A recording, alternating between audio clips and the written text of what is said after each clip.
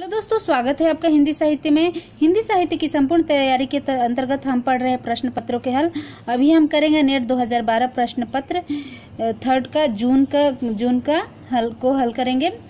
तो आइए बिना विलंब का हम हल करते हैं। इसके पहले कि अगर आप चैनल पर नए हैं तो सब्सक्राइब कर लीजिए तथा बगल में लगी हुई घंटी को जरूर प्रेस कर दे चैनल से जुड़ी हुई प्रत्येक नोटिफिकेशन को पाने के लिए, और कमेंट करके जरूर बताएं कि मेरा प्रयास आपको कैसा लग रहा है।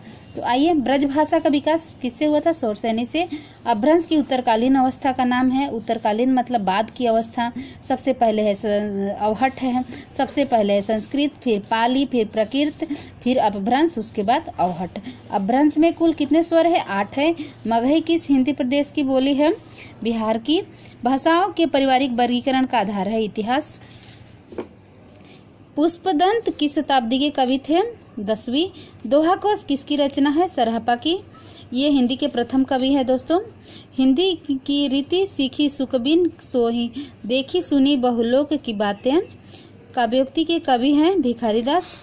हरि रस पिया जानिए, जे कब हो न जाए खुमार, मैं मन ता घूमत फिरे नाही तन की सार। ये कबीरदास की पंक्तियां हैं। जान कवि के देव कवि की रचना है भावविलास। साहित्य लहरी के रचनाकार है सूरदास।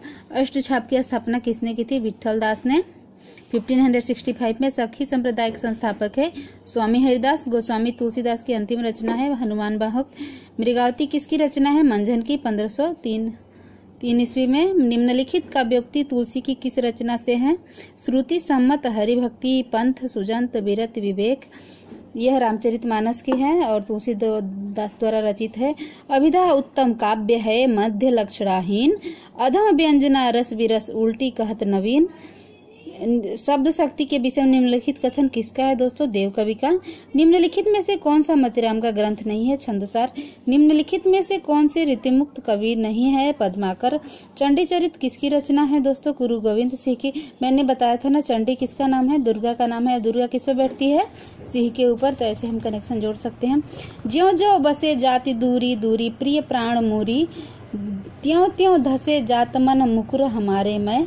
भ्रमर गीत प्रसंग में संबंधित उपरोक्त पंक्ति के कवि है जगन्नाथ दास रत्नाकर। निम्नलिखित में से किस गद्य कृति का निर्माण फोर्ट विलियम कॉलेज में हुआ था? नचिकेतोपाख्यान।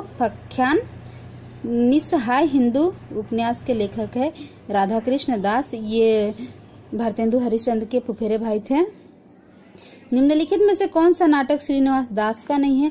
रणधीर मोहिनी, तप्ता संवरण और संयोगिता संवरण, ये तीनों श्रीनिवास दास का है। महारानी पद्मावती राधाकृष्ण दास का है, जो भारतेंदु के फुफेरे भाई थे। और फटाफट आइए कर लेते हैं दोस्तों। हिंदी साहित्य की संपूर्ण तैयारी कर रहे हैं हम। राजा लक्ष्मण सिंह ने अभिज्ञान शकुंतलम का अनुवाद कब किया था? 1863 में। याद रखिएगा। निम्नलिखित में से भारतेंदु का कौन सा नाटक प्रबोध चंद्रोदय की प्रतीकात्मक शैली से प्रभावित है? भारत दुर्दशा। इसको भी याद रखना है। बालकृष्ण किसके संपादन कर्म से जुड़े थे दोस्तों? हिंदी प्रदीप।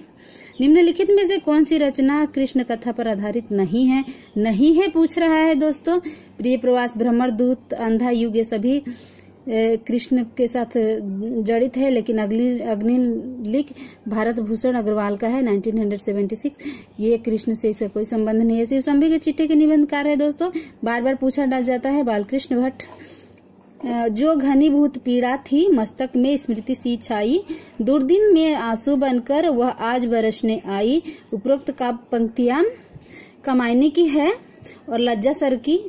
कमायनी की रचना जयशंकर प्रसाद ने 1935 में की थी। और जयशंकर प्रसाद की ये पंक्ति है, धिक धाये तुम यो अनाहुत, धो दिया श्रेष्ठ कुल धर्मधूत, राम के नहीं काम के सूत कहलाए।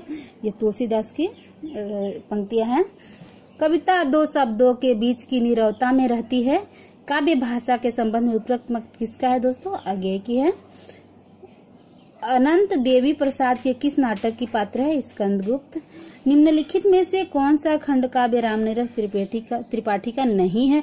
नहीं है पूछ रहा है दोस्तों। मिलन, पथिक और स्वप्न, ये तीनों है रामनिरस त्रिपाठी का। नहुस, ये किसका है? आप मुझे कमेंट करके बताएंगे दोस्तों।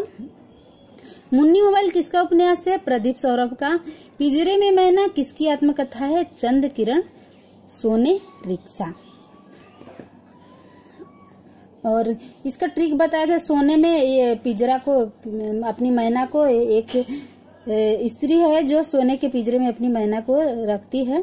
तो ऐसे हम याद किए थे दोस्तों जब ट्रिक से मैं पढ़ा रही थी। नेक्स्ट, मंगल का विधान करने वाले दो भाव हैं, किसका कथन है? यह रामचंद्र शुक्ल का कथन है। आशा है दोस्तों मेरी वीडियो आपको बहुत लाभकारी, आपके लिए बहुत लाभकारी होगी। अगर आपके लिए, आपकी स्टडी में थोड़ा भी अगर मेरी वीडियो हेल्प कर रही है तो कृपया मेरी वीडियो को जरूर लाइक करें और जितने भी स्टडी ग्रुप है उसमें शेयर करें और कमेंट करके बताएं अगर कुछ गलतियां रह जाती है तो। थैंक यू दोस्तों मेरी वीडियो को देखने के लिए।